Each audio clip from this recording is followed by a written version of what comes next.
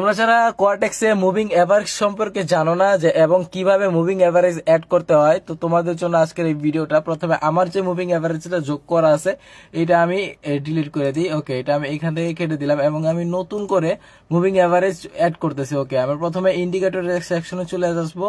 এখান থেকে মুভিং এভারেজে প্রথম পিরিয়ডে আমরা 9 সিলেক্ট করবো। ওকে, 9 দিয়া এটা রেড লালই থাকবে। ওকে, আমরা বের হয়ে গেলাম। আবারও ইন্ডিকেটর সেকশনে যাব, আবারও মুভিং এভারেজ সিলেক্ট করে আমরা 21 দিব। এখানে আমরা 21 দিয়ে দিলাম। এখন এটার কালার দিয়ে দিব আমরা নীল অথবা সবুজ বা অন্য কোনো কালার দিয়ে দিতে পারি।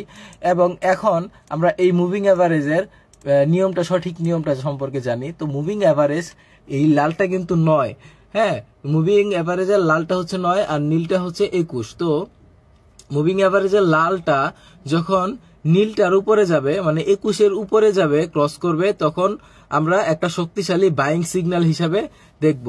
আর যদি পিরিয়ড 9 মানে লালটা যদি পিরিয়ড 21-এর নিচে আসে, নিচ দিয়ে কভার করে, এই যে নিচ দিয়ে কভার করছে, তাহলে আমরা শক্তিশালী একটা সেলিং সিগন্যাল দেখতে পারবো। আমরা যদি সেলিং সিগন্যাল আরো দেখি, এখানে আরো আছে সেলিং সিগন্যাল। ওকে, আমরা এইখানে যদি দেখি, এখানেও কিন্তু আছে।